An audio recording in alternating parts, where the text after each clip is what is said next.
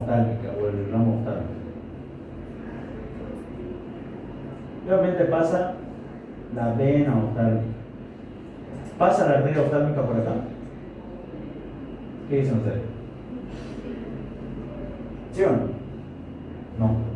No. ¿Por dónde pasa la arteria oftálmica? No se van a confundir, es una pregunta chipante. Por el agujero óptico. La arteria oftálmica pasa por el agujero óptico, no por la arteria sinovial. En cambio, la vena, estamos nosotros acostumbrados a pensar en anatomía, y esto me pasaba mucho, que por un agujero, si pasa una arteria, tendría que pasar su vena igual, los dos, arteria y vena. Si pasa la arteria oftálmica, también debería estar la vena oftálmica. En acá no, ¿sí? La arteria oftálmica tiene su propio recorrido, que es por el conducto o agujero óptico. Y en cambio la vena oftálmica atraviesa por la fisura orbitaria, ¿sí? Dos lugares diferentes. Entonces, fíjense, básicamente la arteria oftálmica atraviesa por el agujero óptico. Por aquí entra la arteria oftálmica. Y la vena oftálmica ingresa a la cavidad orbitaria por la fisura orbitaria superior, por esta zona. ¿Sí? ¿Se entiende? ¿O no?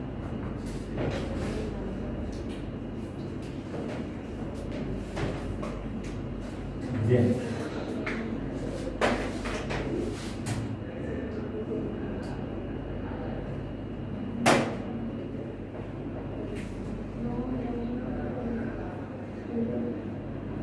Por ejemplo, esta de acá que está acompañando, sí o sí es la arteria oftálmica, está atravesada por el agujero oftálmico, el conducto oftálmico, y esta de acá tenía que hacer lo que es.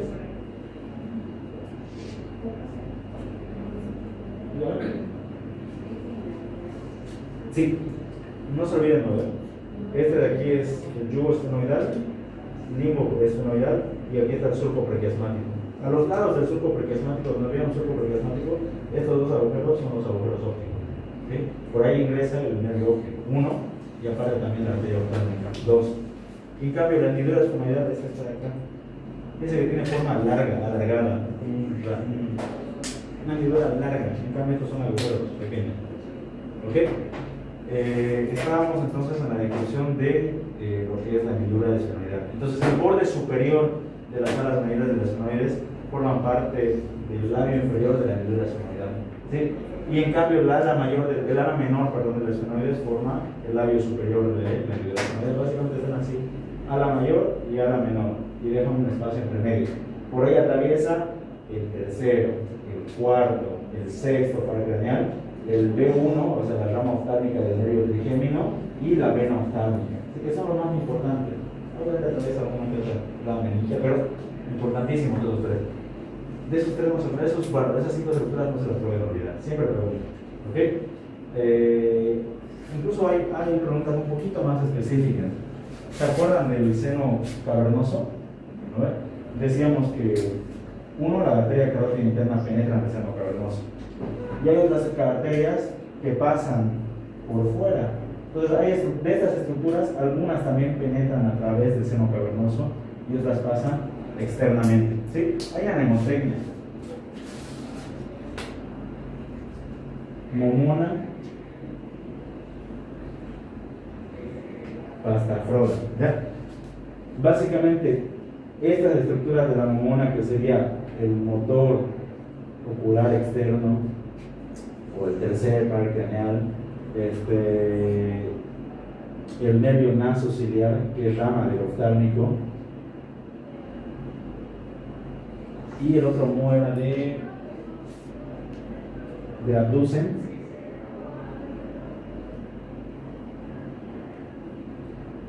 son los que pasan a través del seno cavernoso, y la pastafrola, que vendría siendo el nervio patético o troclear, y el nervio frontal, que es rama del D1, y la era de, se me fue la neurogenético. Pero dejémoslo, no le quiero chupar, ya se lo voy a decir la neumotecnia bien correcta cuando me acuerdo bien, ¿ya? Pero de esta neumotecnia, acuérdense, ya adelante les voy a explicar qué significa cada una, porque me ayuda a determinar cuáles atraviesan por dentro del seno cavernoso y cuáles por fuera. Esa es una pregunta de examen. Ya se me fue ahorita la cabeza. ¿Ya? Bien. Por último, ya en el esfenoide, creo que no pasó mucho tiempo en el esfenoide. Creo que la última estructura, y bueno, la penúltima estructura del esfenoide es importante, las alas menores del esfenoide, ¿sí? Estas alas menores de los esfenoides en este caso están rotas.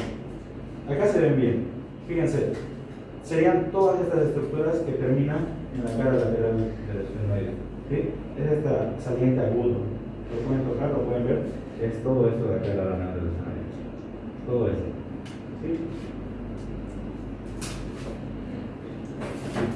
En este caso, en esta muestrita de esfenoides no lo podemos ver, pero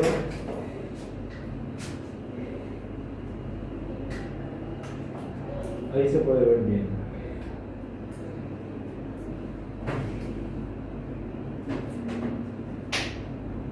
Ahí se puede ver bien. Y ahí se ve de hecho mejor lo que se estaba diciendo. Aquí se ve la hendidura o la fisura orbitaria que está entre la ala mayor y la ala menor. ¿Sí?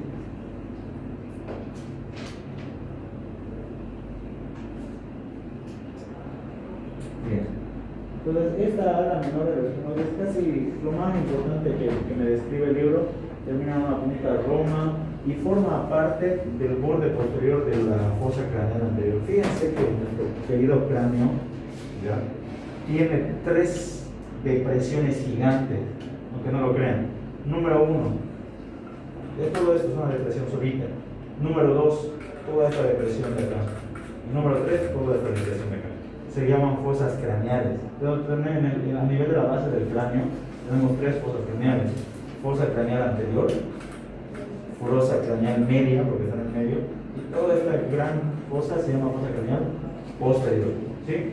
Entonces se dice que el límite, el borde posterior o límite posterior de la fosa craneal anterior es justamente este saliente agudo que es el ala menor del esfenoide. Entonces ahí podríamos tener relación anatómica. El ala menor del esfenoide forma el borde posterior de la fosa craneal anterior. Y a partir de ahí es fosa craneal media. ¿Ok? Y bueno, obviamente entonces lo más interesante de la ala menor del esfenoide delimita el labio superior de la hendidura esfenoidal. Nada más. Y por la hendidura esfenoidal atraviesa todo lo que hemos dicho. 4, el 3, 4, el 6. El B1 y el piano oftalmico. ¿Ok? Bien, ya por último, hablemos de las apófisis pterigoides, ¿sí? Que son estas 2 patitas o patitas de nuestro murciélago, ¿no? ¿Qué son estas de acá? Básicamente, las apófisis pterigoides. Las apófisis pterigoides son así, tenemos una de cada lado. ¿Ok? Entonces, es lógico decir que las apófisis pterigoides, este es el centro del cuerpo, tiene 2 láminas, una lámina medial que está más cerca del centro y una lámina lateral que está más externamente. O sea, la lámina medial de la apófisis pterigoidea y la lámina lateral de la apófisis pterigoidea. Entonces está dividido entre 2 láminas. ¿Sí? Este espacio que está en forma de triangular porque termina así. ¿Ah? Exactamente, termina en forma abierta, las dos láminas hacen así, tiene una forma triangular, se llama la escotadura. ¿Cómo se llama la escotadura? ¿Perdón? No, escotadura pterigoidea. Aquí se va a articular la apófisis piramidal del palatino. ¿Sí? El palatino tiene una apófisis piramidal y de ahí se agarra, de la escotadura pterigoidea. Entonces ahí hay articulación entre el palatino y el esfenoide, ¿no? Entonces, si nosotros vamos viendo a las apófisis pterigoideas, vamos a ver eso, ¿sí? Que están divididas en lámina medial, lámina lateral y delimitan una escotadura, que es la escotadura pterigoidea, articula con la apófisis piramidal del hueso palatino. Muy bien, en la parte posterior, fíjense que había habido 2 fosas, ¿sí? La fosa pterigoidea y la fosa escafoidea. Eso es muy interesante. Y espero no chifar, o espero no chifar los ustedes. Si nosotros decimos, si nosotros decimos que la apófisis pterigoides tiene 2 láminas, una lateral y una medial, aquí hay 2 músculos importantísimos de la masticación, son músculos masticadores que se insertan a este nivel, ¿sí? Y es un poco chipante. Vamos a tener al músculo pterigoideo medial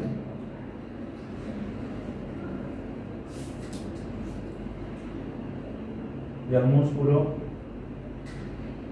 pterigoideo lateral, ¿sí? Su nombre ya un poquito me da chanchillo de dónde puedo pensar que se inserta, pero ¿Dónde creen que se inserta el pterigoideo medial a nivel de la apófisis pterigoides?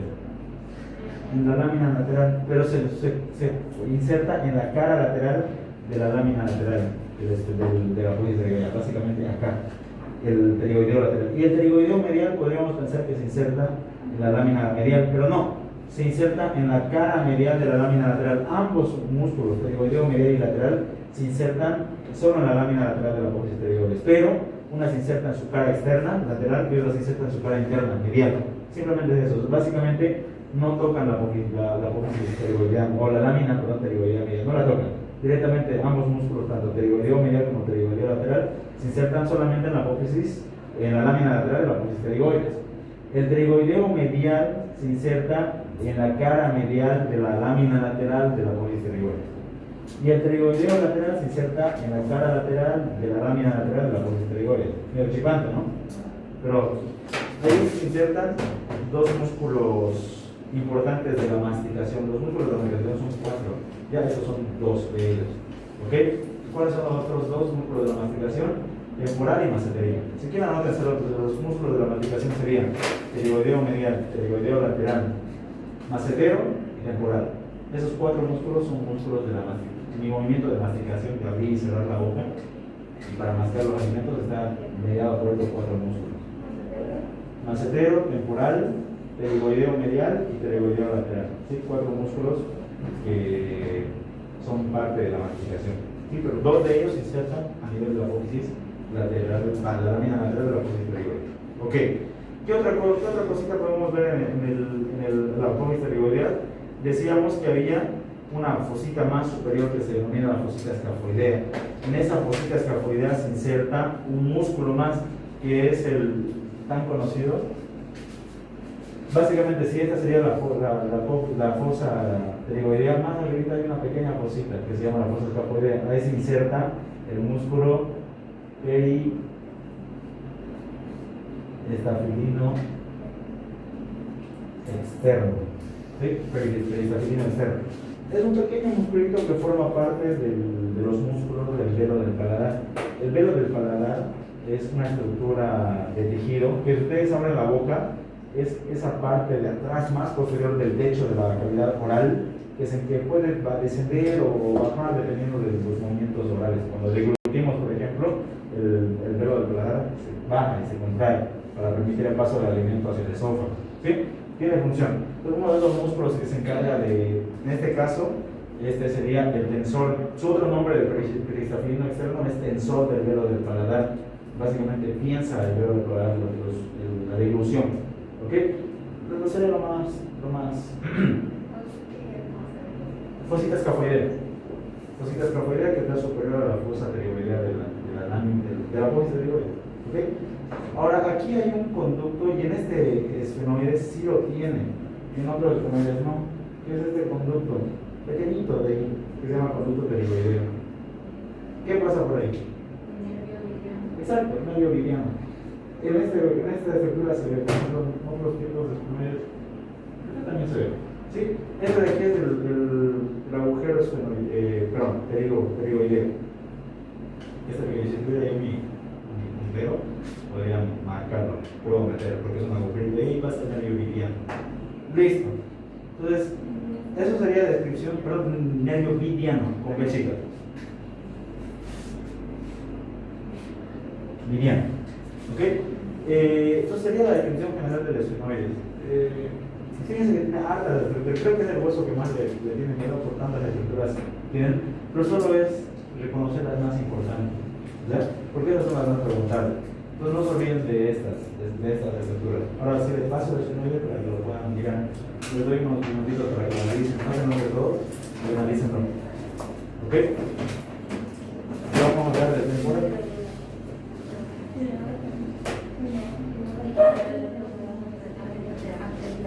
La función auricular tiene que ser donde hay escuchados en el occipital.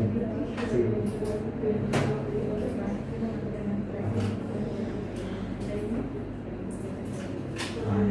Esta función auricular que debería debe ser esta de acá. En la porción basilar externa está la posición auricular en el occipital. No en el occipital. y ahí obviamente tiene relación con el músculo. Pero esta cosita que está acá en la pterigoides, la que es bonita. Esta cosa de aquí, la cosita escafoidea, y ahí es donde se inserta el peristalino externo o de toda la glándola lateral. Fíjense que en esta vista, ahora que me doy cuenta, acá se ve la apertura de las pterigoides y aquí se ve la fosita pterigoidea. Miren ahí, todo esto es la fosita pterigoidea. Esto de acá, ahí están las dos, lámina medial de la apófisis pterigoides, lámina lateral de la apófisis pterigoides y todo es la fosita pterigoidea. ¿Ok?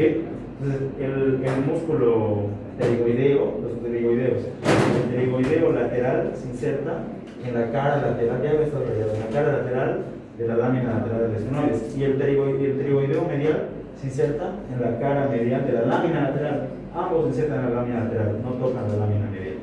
Y por aquí encima está la fosita escafoidea, que es básicamente donde se inserta el músculo peristalino externo o tresor del órgano del paladar. ¿Sí? Ahora vayan viéndolo. Ahí están las pterigoides, ¿se ven? Entonces sería que la apófisis pterigoides sería el músculo pterigoideo medial, sería interno y el lateral externo. En la lámina lateral de los esfenoides se inserta tanto el pterigoideo medial como el lateral. Pero ¿cómo lo podría decir? Para que no me acordemos, sería el interno y el externo. A ver. Aquí, miren. Esto sería la cara anterior de los esfenoides, aquí está la apófisis pterigoides. Entonces, esta de aquí es la lámina lateral, porque también anda hacia la cara lateral, ¿no? Y esta sería la lámina medial. El músculo de los músculos pterigoideos solo se insertan en la cara, en la lámina lateral. Olvídense de la medial. Entonces, ¿cómo lo responderían? Porque eso es chipante, ¿sí? El apófisis, perdón, el músculo pterigoideo medial, o empezamos con el lateral, que el músculo pterigoideo lateral se inserta en la cara lateral de la lámina lateral de la apófisis pterigoides. Y el músculo pterigoideo medial se inserta en la cara medial de la lámina lateral de la apófisis pterigoides. Ambos se insertan en la lámina lateral. ¿No? ¿Sí? Solo que uno se inserta del lado externo y uno se inserta del lado interno. El que se inserta del lado interno sería pterigoideo medial. Y el que se inserta del lado externo o lateral, pterigoideo lateral. ¿Sí? Es simplemente eso.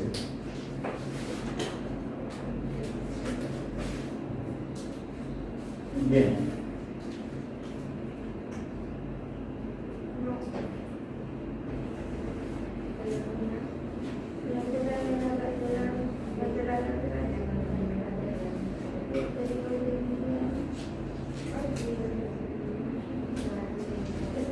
Muy bien, hablemos de otro huesito. ¿Ok? Entonces, hasta ahí la descripción del esfenoides. Simplemente ya para terminar, tienen que saber que el esfenoides articula básicamente con, es el centro del cráneo, porque articula con todo. Tiene a nivel del occipital donde articulaba, a nivel del dorso de la silla, el enclívus. Donde articulaba, por ejemplo, con el temporal. Bueno, ahorita lo vamos a tocar, porque las alas mayores del esfenoides en su borde posterior articulan con la escama temporal. ¿Sí? Con la escama articula con el temporal. Articula con el frontal a nivel del borde anterior o borde superior de las alas mayores del esfenoides. Articula con el frontal. ¿Sí? Articula con el esfenoides a qué nivel? A nivel de la cresta esfenoidal y a nivel del proceso osmoidal. Donde articulaba con el bómer a nivel de la cresta esfenoidal inferiormente. Donde articulaba, por ejemplo, ¿con qué otro hueso? El palatino a nivel de las apófisis pterigoides, la escotadura pterigoidea, palatino. Entonces, básicamente el esfenoides es el centro. Dice que es el centro del cráneo, que articula con todo el mundo. ¿Sí? Un hueso bastante interesante. Hablemos de otro hueso que es par. ¿Sí? Ya hemos hablado de varios huesos, hablemos del temporal. El temporal es un hueso par, es decir, está en el lado derecho y en el lado izquierdo, que se encuentra situado en la cara lateral de la bóveda craneal. Básicamente sería este hueso. Y es la que tiene relación con el oído, básicamente el oído. El oído externo, medio e interno están dentro de lo que excavados dentro del hueso temporal. Entonces, fíjense que externamente, así de a simple vista, ¿qué podemos observar del temporal? El temporal va a ser dividido. Ahí tiene un pedazo de papel en su mochilita. Me regalo esa misma hojita de clínico. Por favor, deja conmigo.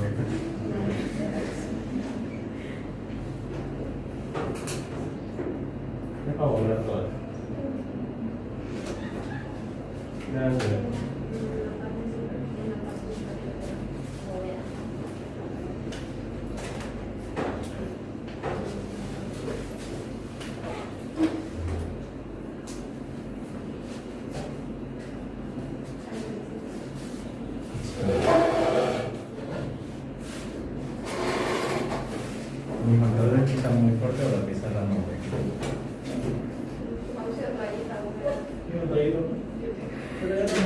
Es para poder ver una buena.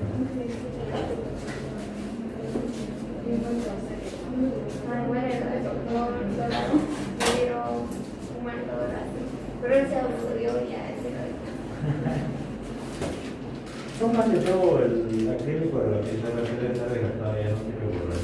Yo creo que son todo de agua. En teoría debería borrar.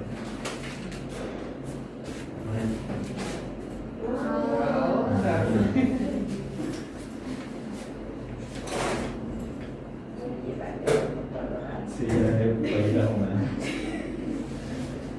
se aburrió ya. ¿Cómo compraron su USB del doctor? Curiosidad. Sí. Porque ahí está el artículo científico y la monografía. Sí, pues ahí está nuestro tema de artículo.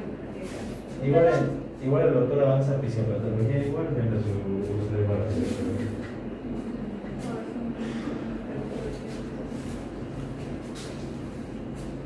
¿Y qué tal en el doctor? De lo que lo conozco, el doctor no escucho nada, o sea, fuera de lo del USB no escucho nada raro del doctor. ¿Ok? Bueno, el hueso temporal vamos a destacarlo así igual en tres partecitas, como lo hemos hecho con el esfenoide. ¿Qué partes importantes tiene? El hueso temporal lo vamos a destacar que está dividido en tres porciones importantes. ¿Sí?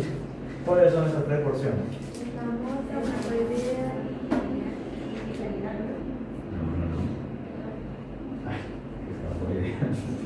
Escamosa, la porción petrosa y la petrosa porción. tiene ya la timpánica. Entonces van a ver que el hueso temporal en el momento del desarrollo embrionario está dividido en tres grandes porciones. Ya tiene una porción petrosa, tiene una porción timpánica y una porción escamosa. ¿Sí? Se van formando y más tarde se fusionan hasta formar literalmente las tres porciones del temporal. Entonces lo vamos a estudiar básicamente en tres porciones. ¿Okay? ¿Dónde están? Tiene la porción escamosa, la porción mastoidea y la porción petrosa, básicamente. Esta porción, básicamente, vamos a dividirlo al temporal en dos caras, igual que los anteriores huesos, cara exocraneal y cara neuronal. Este es un semitemporal, no está bien diseccionado, al menos adentro está todo destruido. Por lo menos afuera se nota algo, ¿sí? Entonces, ¿cuáles son las características de la parte exocraneal? Vamos a describirlo así, más rápido, para que solo se me quede lo importante. De la parte exocraneal del temporal. Entonces, fíjense, todo esto sería la porción escamosa del temporal. Hablemos de la más fácil, de la porción escamosa. La porción escamosa, que viene siendo todo esto que están viendo acá, ¿sí? Es una porción ascendente, lisa, o plana, perdón, tanto exocraneal como endocranealmente, que sirve de articulación, al punto de articulación con varios huesos. Fíjense que la porción escamosa en su borde anterior articulaba con las alas mayores del esfenoide, articulada superiormente con los parietales, articulada posteriormente con el occipital. Siempre la escama del temporal es muy, tiene varios puntos de articulación. ¿Okay? En la cara endocraneal de la escama, básicamente, vamos a ver algunos surcos o excavadoras de algunos lados allí, si ustedes se fijan acá. Lo más característico, se dice, o bueno, no se dice, hay las famosísimas líneas temporales, ¿no ven? Que están excavadas en el parietal y parte del occipital. Tenemos la mayoría están más que todo en el parietal, la línea temporal superior y la línea temporal inferior.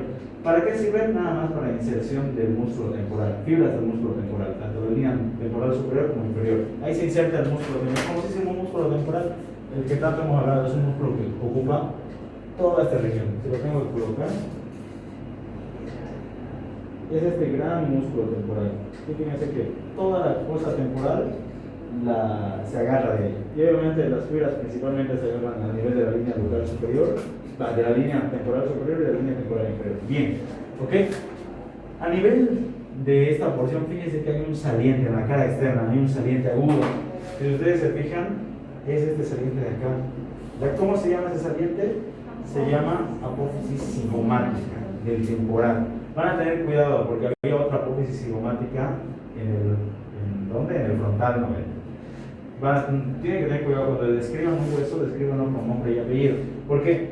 Porque en el frontal tenemos esta de acá que era la apófisis cigomática. Y esta también es apófisis cigomática, pero con nombre y apellido. Esta de acá es apófisis cigomática del frontal, porque le pertenece al frontal. Y esta de acá es la apófisis cigomática del temporal. Ambos articulan con el cigomático. ¿Sí? Siempre díganlo con nombre y apellido, porque si solo ponen apófisis cigomática, fíjense que puede haber más de una apófisis cigomática. ¿Sí? Entonces, esta específicamente de acá es la apófisis cigomática del temporal. Articula con el borde temporal del hueso malar, del cigomático. ¿Qué otras estructuras vemos? Fíjense que este borde de la apófisis, la apófisis cigomática temporal va a tener un borde superior y un borde inferior. Fíjense que en el borde inferior tiene dos salientes. Fíjense que hay una bolita, un tubérculo. Esta bolita, para que me entiendan ustedes, se denomina tubérculo. ¿Sí? Y como pertenece a la apófisis cigomática, se denomina tubérculo cigomático. Y hay dos tubérculos cigomáticos. Este es el anterior, porque está más adelante. Este de acá. El tubérculo cigomático anterior. Y fíjense que más posteriormente, esta estructura de acá es el tubérculo cigomático posterior. ¿Sí? Entonces tenemos un tubérculo cigomático anterior. Este de acá es el tubérculo cigomático anterior y este de acá es el tubérculo cigomático posterior. Ambos tubérculos me rodean a una depresión dentro de la cara, de la porción cigomática o de la estructura cigomática, de la base de la apófisis cigomática, que es esta depresión de acá, ¿sí? Que se llama fosa mandibular, del temporal, obviamente. ¿Sí? Esa fosita mandibular, ¿qué creen que es? O se agarra ahí, el cóndilo de la mandíbula, y forma la famosísima articulación temporomandibular o ATM. Y aquí está, fíjense, esta es la mandíbula, esta es su apófisis condilar. Y fíjense que se une a la fosita mandibular, a la fosa mandibular del temporal, y ahí forma la articulación temporomandibular. ¿Sí? Aquí se ve hermoso. Esta articulación temporomandibular, ¿de qué tipo de articulación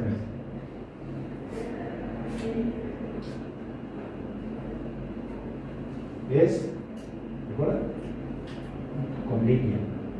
¿Sí? O bicondilia también le dicen, pero es condilia, básicamente. Entonces, ahí tenemos tubérculo cigomático anterior, tubérculo cigomático posterior. Ambos tubérculos cigomáticos me delimitan a la fosita.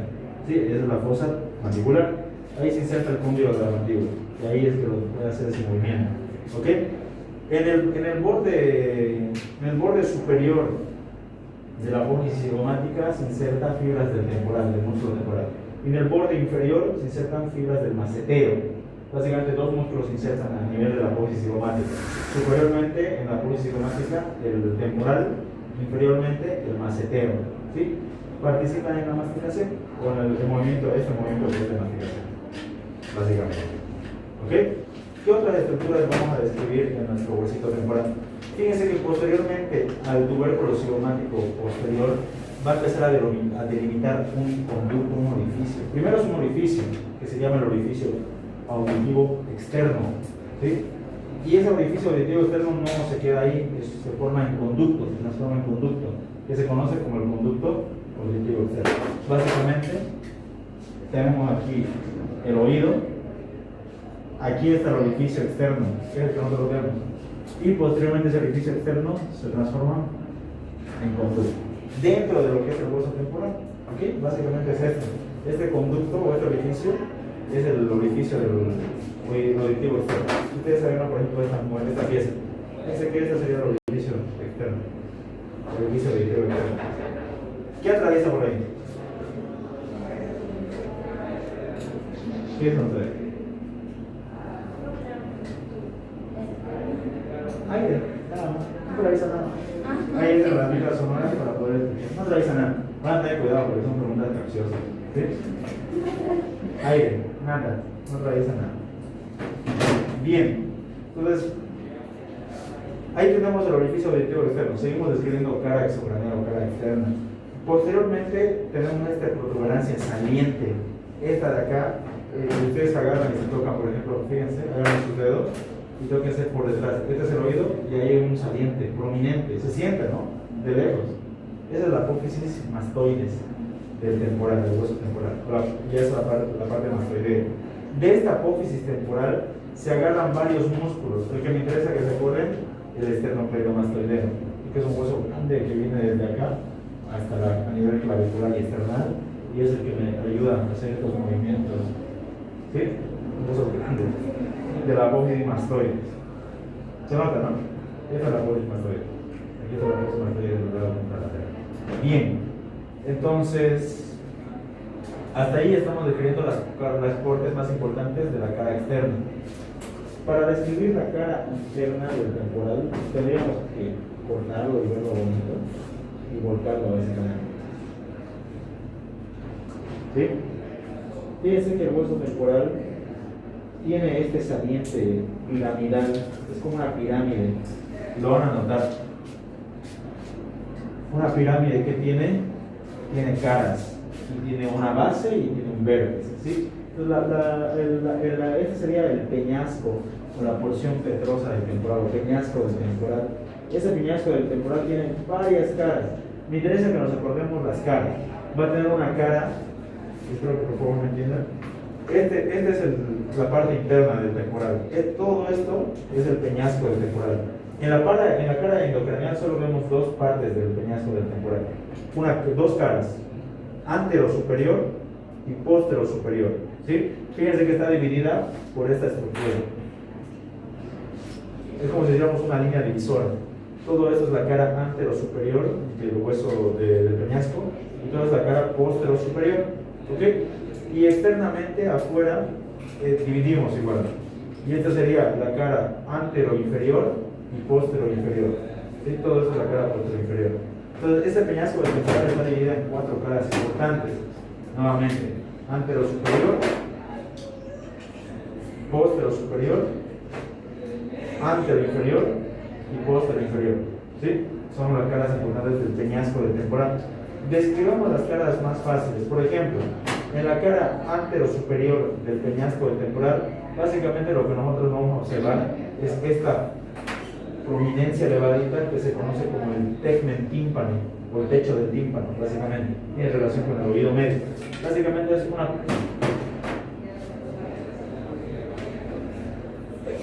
Lo vemos desde esta vista.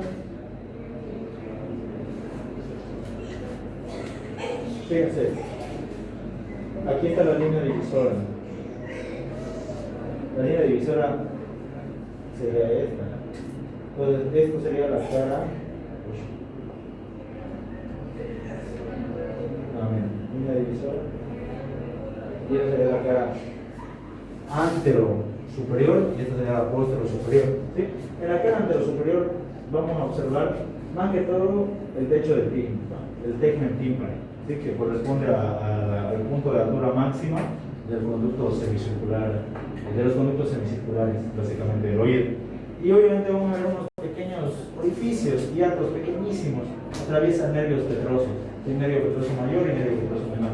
Después de ahí no hay mucho más que describir en la cara antero superior de las cosas del temporal. Básicamente acá, techo del tímpano y techo del tímpano o tegmen tímpani y algunos orificios que es para el nervio petroso mayor y el nervio petroso menor. Punto. En la parte póstero superior, es decir, del peñasco del temporal, la parte póstero superior, ahí vamos a encontrar más estructuras importantes. Fíjense, lo más característico, lo que más me interesa que se acuerden, es que aquí hay un conducto, un orificio. Primero es orificio y después se transforma en conducto. ¿Cómo se llama ese conducto? Exactamente. Si hay un conducto auditivo externo que es ese de acá y atraviesa aire, este es el conducto auditivo interno. ¿Sí? ¿Qué creen que atraviesa por el conducto auditivo interno?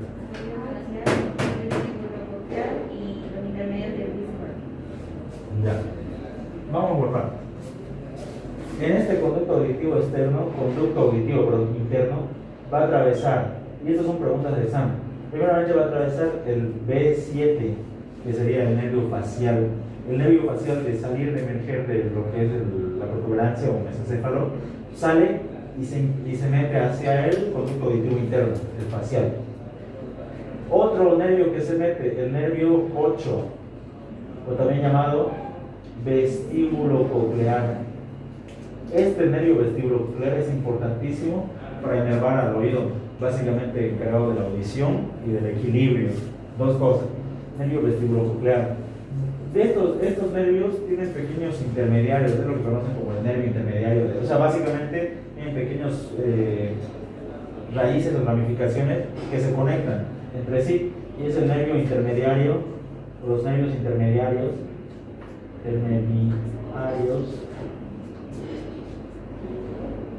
Reisberg, se pronuncia Reisberg, nervios intermediarios de Reisberg. Y también tenemos a las arterias laberínticas, que se encargan de ligar oído interno. ¿Sí? Entonces, todas las estructuras en una persona viva pasan por el conducto auditivo interno, el nervio facial, el nervio vestibulocochlear, los nervios intermediarios de Reisberg y las arterias laberínticas, todo eso atraviesa. Y es una pregunta de examen muy importante, no se vayan a olvidar, por favor. ¿Ok? Entonces, lo más característico es que atraviesa, lo más característico, que vemos en la parte póstero superior del peñasco del temporal es básicamente el conducto auditivo interno, donde atraviesan esas estructuras. ¿Ok?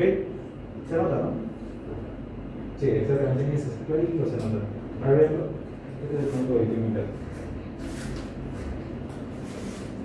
¿Qué puede ser bien? Es este de acá.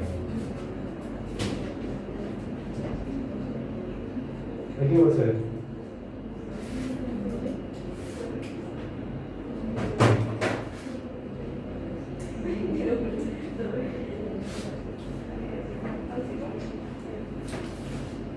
Canal cranial, conducto auditivo interno. ¿Sí? Ese sería el conducto auditivo externo. Y este de acá es el conducto auditivo interno. ¿Sí? Todo esto aquí se ve bien. Todo esto es el peñasco del temporal. Todo esto. Cara antero superior, póstero superior. ¿Sí? Conducto auditivo interno. Bien. Fíjense que en la cara superior o en el borde superior del peñasco del temporal, fíjense que en la cara superior del peñasco del temporal hay un surco, ¿no ven? ¿Se nota? ¿Se nota? ¿Bien? ¿Lo muestran? Fíjense, este es el peñasco y este es el surco. Este es el surco. ¿Cómo se llama ese surco? Es el surco del seno petroso. ¿Sí? Este surco del seno petroso básicamente aloja al seno petroso superior, básicamente. Por ahí pasa el seno petroso. Y lo más interesante es que este surco del seno petroso se va yendo posteriormente y se conecta con otros surcos. ¿Sí? Y aquí es el famosísimo surco del transverso. Básicamente, el seno petroso superior, por su surco viaja y se conecta con otro surco más grande, que es el surco transverso.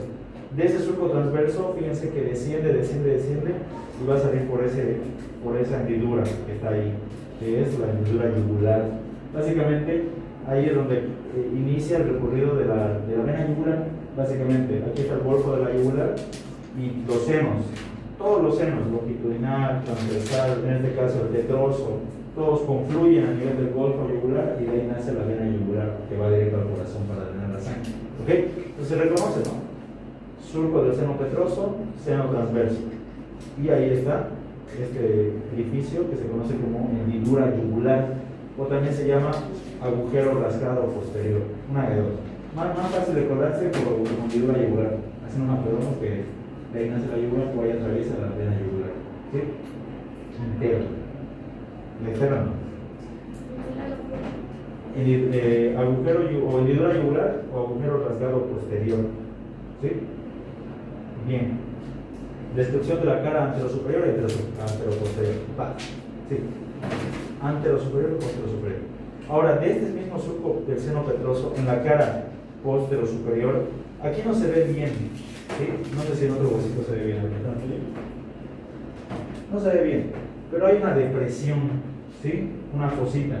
¿Qué es la fosita de Gasser? Básicamente en esa fosita de Gasser se alojaba el ganglio de Gasser. Bueno, no se nota bien, pero acá se aloja el ganglio de Gasser. Ese ganglio de Gasser no es nada más que el ganglio trigeminal. De ese ganglio de Gasser nacen los tres ramos: B1 oftálmico, B2 maxilar y B3 mandibular. Pero está apoyado en el peñasco del temporal. Y y ese apoyo deja una fosita de gas. O, sí, fosita del ganglio trigeminal o fosita de gas. Bien. Ahí describimos cara antero superior, posterior superior. Vayamos a la cara inferior. Dos caras, antero inferior, posterior inferior, del peñasco del temporal. Solo estamos hablando del peñasco del temporal. En la cara antero inferior, solo vamos a ver conexiones o relaciones con lo que es la fosa mandibular. Ahí se articula el cóndilo de la mandíbula y genera la articulación temporomandibular. ¿Sí? Obviamente acá no se ve, pero el libro nos refiere que hay fisuras que son de los vestigios de cuando el huesito era de 3%.